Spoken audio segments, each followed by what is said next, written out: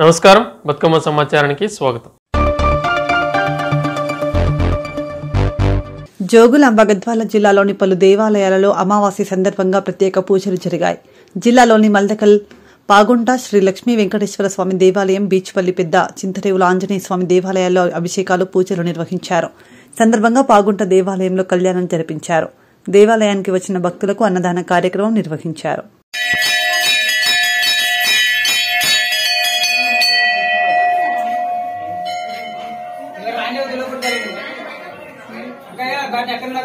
మా అమాస ఉంది ఈరోజు.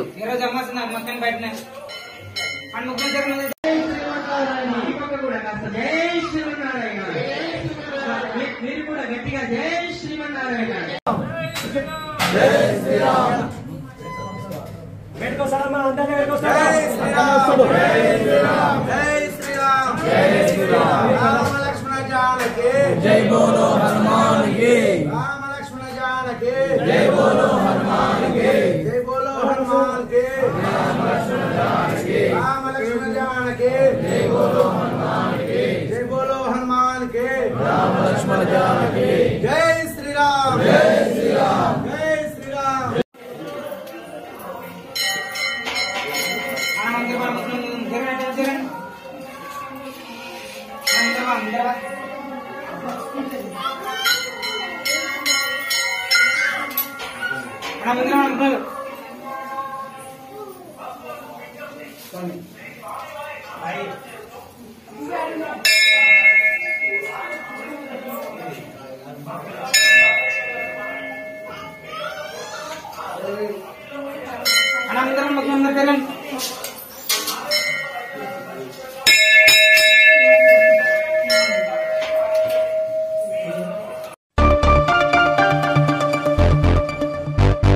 పాఠశాల సమగ్ర అభివృద్ధికి పటిష్ట చర్యలు తీసుకుంటున్నామని జిల్లా కలెక్టర్ కోయ శ్రీహర్ష అన్నారు.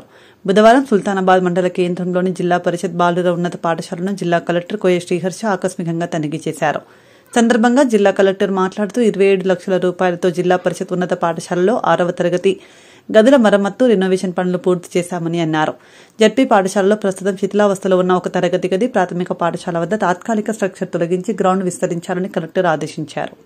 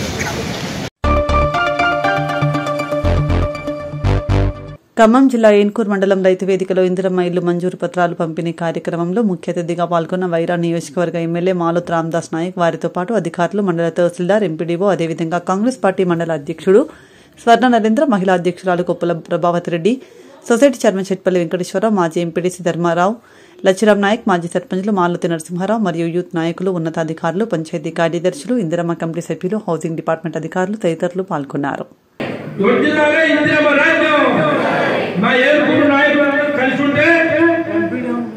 ఇంకా కావాల్సిన అన్ని తీసుకొస్తా. మీ ఊళ్ళో పోయి చెప్పండి, మీరు ఏం కూడా హెడ్ క్వార్టర్ అందరూ కలిసి ఉండాలని చెప్పండి. ముందు చెప్తాక మీరు కొట్టుకుంటే మాకు రావులే రావు, మీరు గొడవ పడితే మాకు రావులే రావు. మీరందరూ కలిసి ఉండాలని చెప్పండి. మీరందరూ కలిసి ఉంటే ఎవరి మనసులో మనం సాయం చేద్దాం. ఒకరి మనసులో ఒకరు కూడా పెట్టుకోకండి. వాళ్ళందరికీ పనులు చేద్దాం. మాకు బాగా కావాల్సిన మా బంధువు, మా మేనమా కొడుకు బిందు హాస్పిటల్ పట్టణంలో ఉంది. కబురు వచ్చింది. కొలిజల మండలం కార్యక్రమం చూసుకోకుండా 2 నెలల్లో మీ ఇల్లు కట్టాలి. కడతారా? ఎవరు కడతారా? 2 నెలలు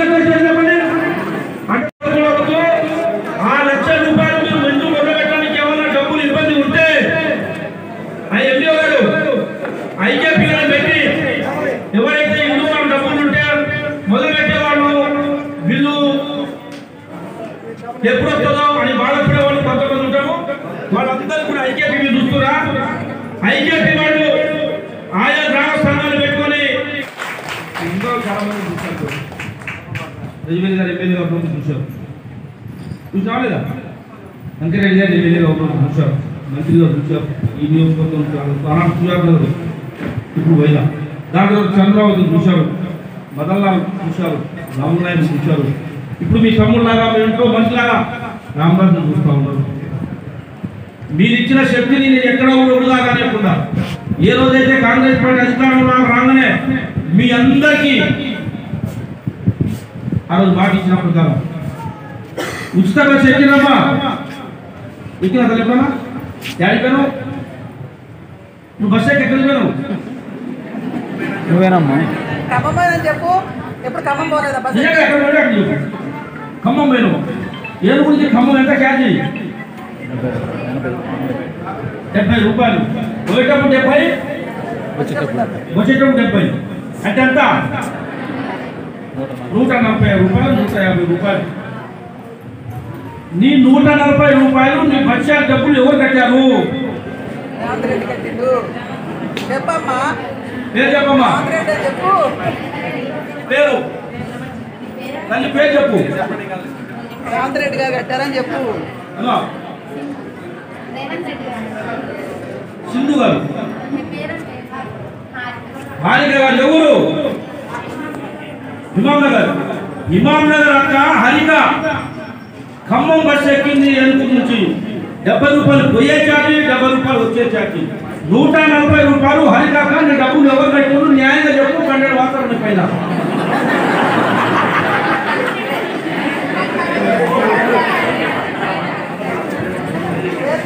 ఎవరో ఒకరైనా కట్టాలి కదా. నువ్వు కట్టాలి, లేదా నీ తరఫున మొన్న నరేంద్ర కట్టాలి, లేదా ఎవరో కట్టాలనే కుదరదు. లేదా ఎంపీ ఎవరో కట్టాలి, లేదా నువ్వు కట్టాలి. ఎవరో ఒకరైనా కట్టాలి. ఎవరు కట్టారు?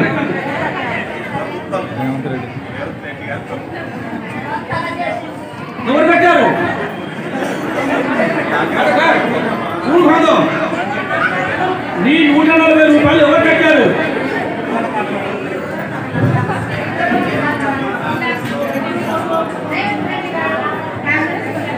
నీ ఖమ్మం చాటి, ఏనుగు చాటి 140 రూపాయలు రేవంత్ రెడ్డి కట్టారు. అక్కడ మీ అందరి మనం చెప్తున్నాను, మీరందరూ బస్సు ఎక్కిన ఛార్జీలు. మీరు ఖమ్మం పోండి, హైదరాబాద్ పోండి, ఇటు ప్రజలు పోండి, సమగ్ర సారకతలు పోండి. మీరు ఈ 18 నెలలు మంచిర్యాలలో కాంగ్రెస్ పార్టీ గ్యాంగ్స్టర్ దాడుల నుండి టీఆర్ఎస్ కార్యకర్తలను కాపాడాలని మాజీ మంత్రి కొప్పుల ఈశ్వనడిపల్లి దివాకర్రావు బుధవారం రామగుండం సిపి అంబర్ కిషోర్ జోగి ఫిర్యాదు చేశారు. సందర్భంగా మాజీ మంత్రి మంచిర్యాల ఎమ్మెల్యే మాట్లాడుతూ కాంగ్రెస్ ప్రభుత్వ ప్రజా వ్యతిరేక విధానాలపై ప్రశ్నించే వారిపై టీఆర్ఎస్ సోషల్ మీడియా ఇన్ఛార్జీలపై దాడులు జరుగుతున్నాయని తెలిపారు.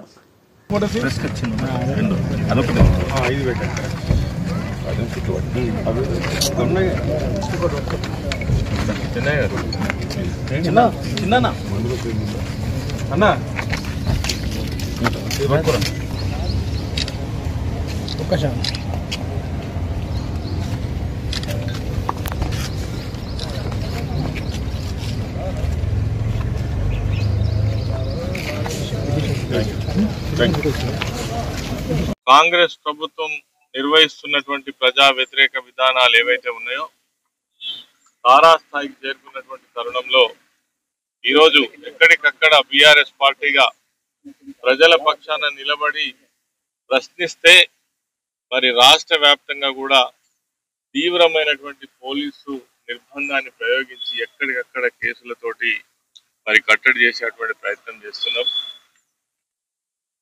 ఎవరైతే నేరం చేస్తారో వాళ్ళని వదిలిపెట్టి ఎవరైతే ప్రశ్నిస్తారో వాళ్ళ మీద కేసులు చేసేటువంటి ప్రయత్నం చేస్తున్నారు. ఈ మధ్య కాలంలో మంచిర్యాల పట్టణంలో జరిగినటువంటి సంఘటన చూస్తే చాలా ఆశ్చర్యకరం. మధు అనేటువంటి వ్యక్తి పైన కొంతమంది దుండగులు విపరీతంగా కొట్టి తల వలగొట్టి 9 కుట్లు పడ్డప్పటికీ హాస్పిటల్లో ఉన్నప్పటికీ ఆయన మీదనే కేసు పెట్టి మిగిలిన వాళ్ళని వదిలిపెట్టేటువంటి పరిస్థితి. ఆ రోజు బీఆర్ఎస్ పార్టీ పక్షాన మా దివాకర్ రావు గారు అదేవిధంగా చిన్నయ్య గారు పోలీస్ స్టేషన్ దగ్గర ధర్నా చేస్తే తప్ప వాళ్ళ మీద నామినల్ కేసు పెట్టినటువంటి పరిస్థితి ఈరోజు రాష్ట్రంలో కనబడుతుంది.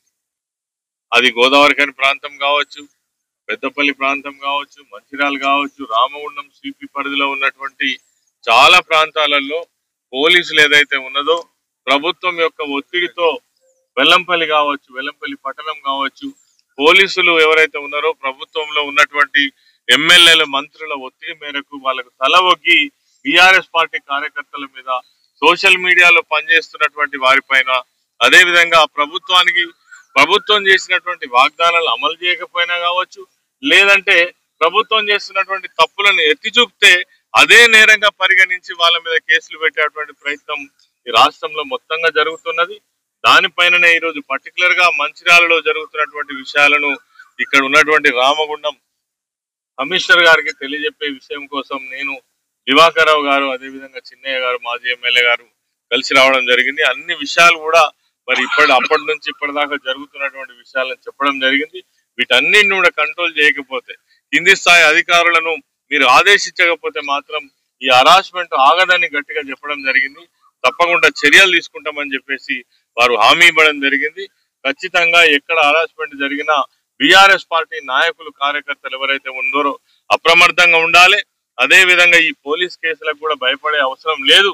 గతంలో 10 సంవత్సరాలు మనం కూడా ప్రభుత్వంలో ఉన్నాం, ఫ్రెండ్లీ పోలీసింగ్ చేసినాం. ఆ రోజు ఎవరిని హరాస్మెంట్ చేయలే, ఎవరిని ఇబ్బంది పెట్టలే, ఎవరికి ఆపద వస్తే మనం ఆదుకున్నాం తప్ప కొంతమంది పర్టికులర్ గా టార్గెట్ చేసి అలా కేసులు పెట్టేటువంటి ఇది విష సంస్కృతి, ఇది మంచిది కాదని చెప్పేసి మేము మరి హెచ్చరిస్తా ఉన్నాం. ఈ పద్ధతి మంచిది కాదు, మానుకోవాలని కూడా అధికార పార్టీకి సంబంధించిన నాయకులను కూడా మేము హెచ్చరిస్తా ఉన్నాం.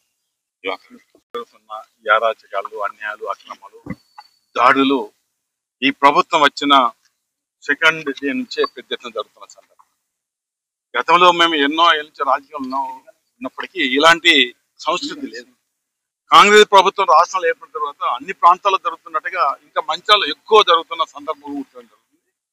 దాదాపు 2-3 రోజుల క్రితం, అంటే నెంబర్ ఆఫ్ కేసెస్ మంచాల నియోజకవర్గంలో నాకు తెలిసిన కాడికి ఓన్లీ బీఆర్ఎస్ వాళ్ళ మీదనే ఒక 20-25 దాకా కేసెస్, మిగతా డిఫెన్స్ పొలిటికల్ పార్టీ మీద కేసులు పెట్టిన సందర్భం.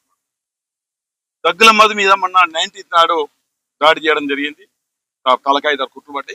ఇదే దగ్గుల మధు మీద లాస్ట్ ఇయర్ వినాయక చవితి నాడు నైట్ 11:15 కూడా దాడి చేసి అనుకుంటే నేను పోలీస్ ఆఫీసర్ చెప్పడం జరిగింది. అయితే ఇదే కాకుండా అంతకుముందు గడప రాకేష్ అనుకోండి, మందపల్లి శ్రీనివాస్ అనుకోండి, కందుల ప్రశాంత్ అనుకోండి, ఇంకా చాలా మంది మీద నెంబర్ ఆఫ్ కేసెస్, అన్ని తప్పుడు కేసులు పెట్టి వాళ్ళే కొడుతుండ్రు.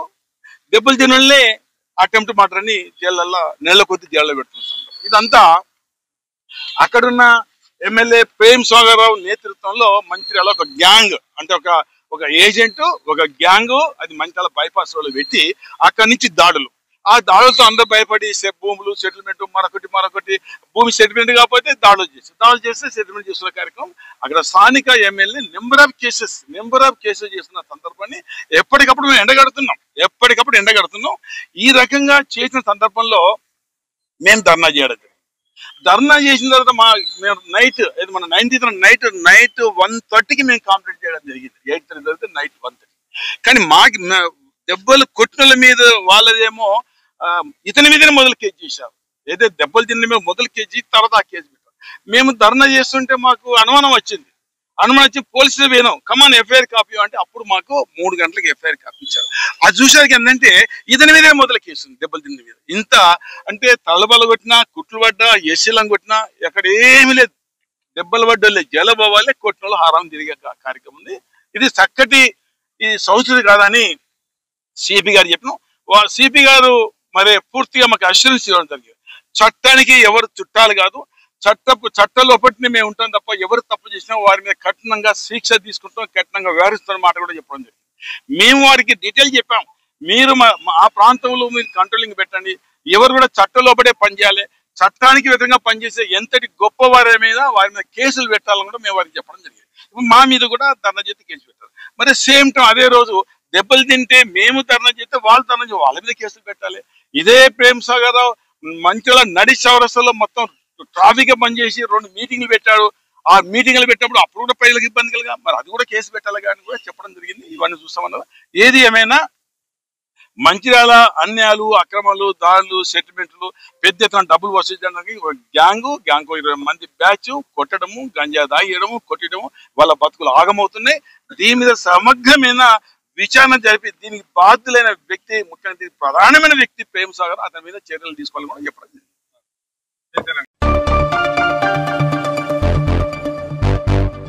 రామగుండం కమిషనరేట్ పరిధిలో పోగొట్టుకున్న చోరీకి గురైన 120 మొబైల్ ఫోన్లను రామగుండం సిపి అంబర్ కిషోర్జు బాధితులకు అందజేశారు. రామగుండం పోలీస్ కమిషనరేట్ పరిధిలో సెల్ ఫోన్ యజమానులు పోగొట్టుకున్న దొంగలించబడిన సెల్ ఫోన్ల స్వాధీనంకు సంబంధించి సిపి ఆదేశాల మేరకు సిసిఎస్ సిఐ బాబురావు నేతృత్వంలో Ramagundam commissionerate CCS IT cell బృందాలు స్వాధీనం చేసుకున్న సెల్ ఫోన్ రికవరీ మేళాను బుధవారం ఏర్పాటు చేశారు. సందర్భంగా పోగొట్టుకున్న దొంగలించబడిన సెల్ ఫోన్ల ఆచూకీ కనుగొని పోలీసు స్వాధీనం చేసుకున్న సెల్ ఫోన్లను రామగుండం పోలీస్ కమిషనర్ అంబర్ కిషోర్జు చేతుల మీదుగా సెల్ ఫోన్ యజమానులకు అందజేశారు.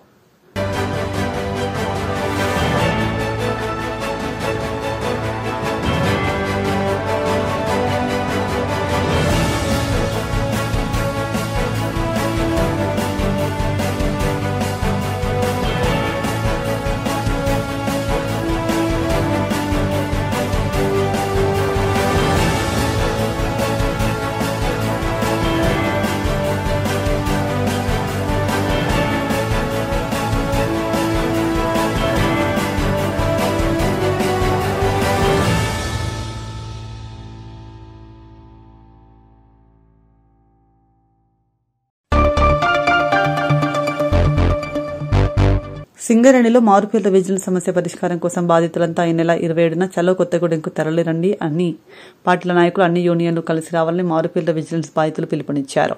గోదావరికని ప్రెస్ క్లబ్లో బుధవారం ఏర్పాటు చేసిన మీడియా సమావేశంలో వారు మాట్లాడుతూ సింగరేణి మారుపేర్ల బాధితులు మీక చావో రేవో తేల్చుకోవడానికి సిద్ధపడ్డామని తెలిపారు. సింగరేణి యాజమాన్యం తమ సమస్య పట్ల దాటవేత ధోరణితో వ్యవహరిస్తోందని ఆరోపించారు.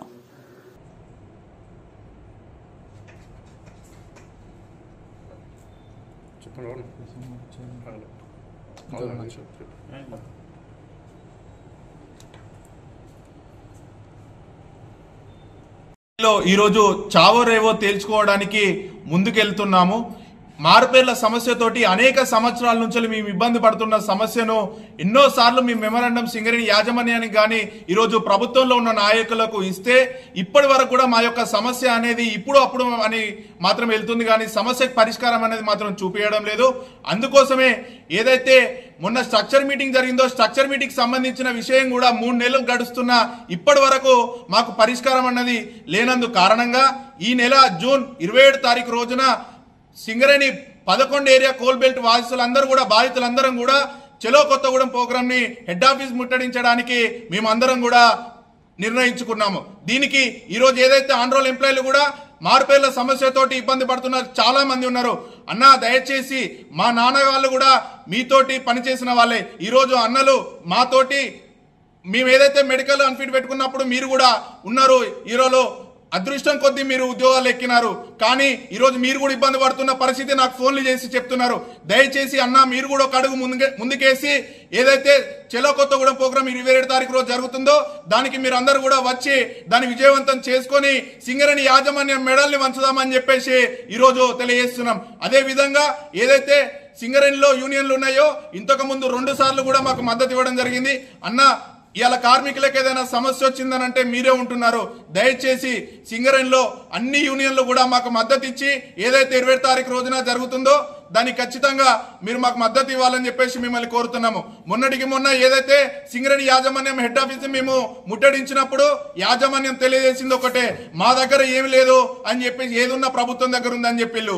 ప్రభుత్వం దగ్గర నుంచి కూడా మేము బ్రతిమలాడ కాల్మొక్క ఏదో ఒకటి చేసి డిప్యూటీ సీఎం సార్ దగ్గర నుంచి మేము ఏదైతే ఎగ్జామిన్ చేయమని చెప్పేసి కూడా పంపించడం జరిగింది. ఇవాళ ఎగ్జామిన్ వచ్చి కూడా దగ్గర నెల రోజులు జరుగుతున్నా కూడా సమస్యకు పరిష్కారం అనేది లేకపోవడం జరుగుతుంది. ఇంత నిర్లక్ష్యం ఎందుకు చేస్తుంది సింగరేణి యాజమాన్యం? ఒకనాడు మా తండ్రులు పని చేసినప్పుడు వాళ్ళను దగ్గర తీసుకొని పని చేయించుకున్నారు కదా, ఈ రోజు ఎందుకు ఇబ్బంది పెడుతున్నారు? ప్రొడక్షన్ వచ్చింది కదా అని చెప్పేసి వదిలిపెడుతున్నారా? ఆ ప్రొడక్షన్ ఇవాళ ఏదైతే ప్రొడక్షన్ ఫైళ్లనేమో టేబుల్ మీద పెట్టుకుంటున్నారో సమస్యలనేమో ఎక్కడో మూలకు డార్క్ రూమ్ లో పెట్టేసి పనిచేస్తున్నారు. మీరు ఇలానే నిర్వహిస్తే ఖచ్చితంగా సింగరేణి హెడ్ ఆఫీస్ ముంగట ఎన్ని రోజులైనా కానీ మేము అక్కడ పడుకొని మన నిరసన చేసి మీరు అధికారులు అన్నటోళ్ళని ఇంటికి పోకుండా చేసే పరిస్థితి కూడా వస్తుంది. ఈ నెల 27న చలో కొత్తగూడెం మారుపేరు విజిలెన్స్ పెండింగ్ బాధితుల ధర్నాను విజయవంతం చేయాలని పత్రికా విలేకరుల సమక్షంలో తెలియడం జరుగుతుంది. అన్న, ఈ సింగరేణి కోల్ బెల్ట్ ఏరియాలో 30 సంవత్సరాల నుంచి విధుల్లో కొనసాగి నేడు వారసులకు ఉద్యోగాలు పెట్టించాలని మా తండ్రులు ఏదైతే వారసత్వాన్ని అమలు చేయాలని ఉద్యోగం రావాలని చెప్పి కలలుగాని మాకు ఇది సింగరేణిలో అన్ఫిట్ అయి 30 సంవత్సరాలు సర్వీస్ చేసి మాకు ఉద్యోగం పెట్టియడం కోసం కలగంటే ఈ సింగరేణి సంస్థ గత 33 సంవత్సరాలు సర్వీస్ చేయించుకున్న మా తండ్రి గారి సర్వీస్ను కాదని నేడు ఉద్యోగం ఇచ్చే దాంట్లో భాగంగా ఉద్యోగం ఇస్తే కంపెనీ ఎంప్లాయ్మెంట్ పెరుగుద్దని ఎంప్లాయ్మెంట్ తగ్గించుకునే దాంట్లో భాగంగా ఈ సింగరేణి సంస్థ ఏం చేసింది అంటే మారు పేర్లని విజిలెన్స్ అని దొంగ పేర్లని మరేదో కొర్రీలు పెడుతూ మాకు ఉద్యోగాలు ఇవ్వకుండా మమ్మల్ని అడ్డుకుంటున్నారు. ప్రస్తుతం మాతో పాటు అన్ఫిట్ అయిన కార్మికుల పిల్లలు చాలామంది ఉద్యోగాలు చేస్తున్నారు. మాతో పాటు అన్ఫిట్ అయినప్పటికీ కూడా వాళ్ళకు కూడా కొన్ని కొర్రీలు ఉన్నప్పటికీ కూడా ఏదో విధంగా మేనేజ్ చేసుకొని ఉద్యోగాలు చేస్తున్నారు.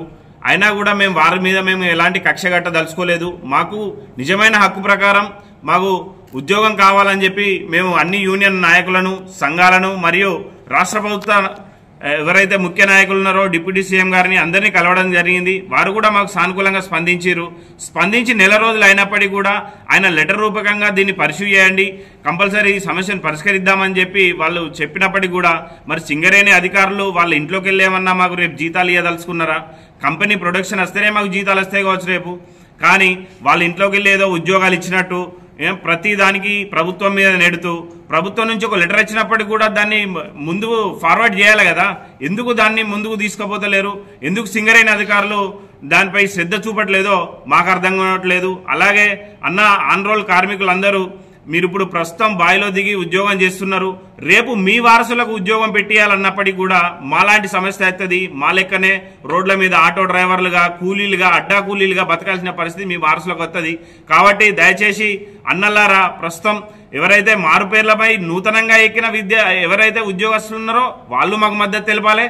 ఇప్పటికీ 20-30 ఏళ్ల నుంచి ఉద్యోగం చేస్తున్న మారుపేరు ప్రజెంట్ ఆన్ రోల్ ఎంప్లాయీలు కూడా మాకు మద్దతు తెలపాలి. అలాగే ఏఐటీసీ ఐఎన్టీసీ ప్రతి ఒక్క యూనియన్ సంఘం మాకు బేషరతుగా మద్దతు తెలపాలని. అయ్యా 27 తారీఖు కొత్తగూడెంలో ఉన్న మీ అందరూ ఎవరైతే రాజకీయ పార్టీలు కానీ యూనియన్ సంఘాలను కానీ అన్నింటినీ అలర్ట్ చేసి మా యొక్క బాధను కంపెనీకి తెలియజేసే విధంగా మాకు పోరాటానికి మద్దతు తెలపాలని పత్రికాముఖంగా మీ కాళ్లకు వందనాలు తెలియజేస్తూ వేడుకుంటున్నాం.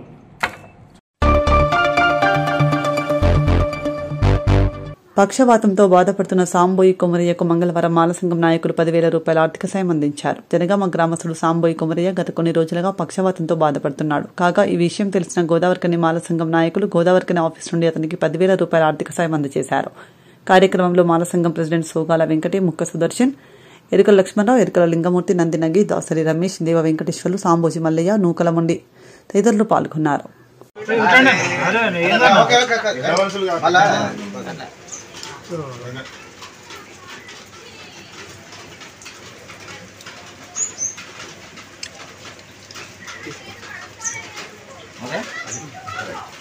మాలా సంఘం వాళ్ళు మీకు కొంత సహాయం చేస్తారు. 10,000 రూపాయలు మన గోదావరి కానీ చౌరస్తా మాలా సంఘం వాళ్ళు మేము సరేనా, సంతోషంగా మంచిగా వైద్య ఖర్చులకు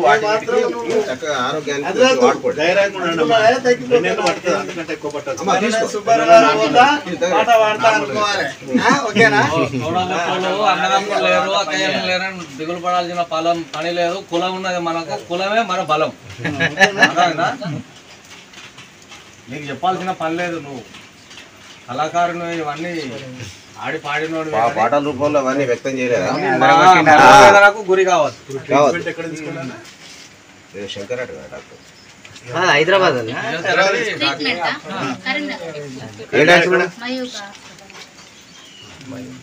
అంటే డాక్టర్ పేరేంది? నిఖిల్. అంటే ఈ పెరాలసిస్ సంబంధించిన మంచిగా చూస్తారా? న్యూరోనా? అయితే ఓకే. అదే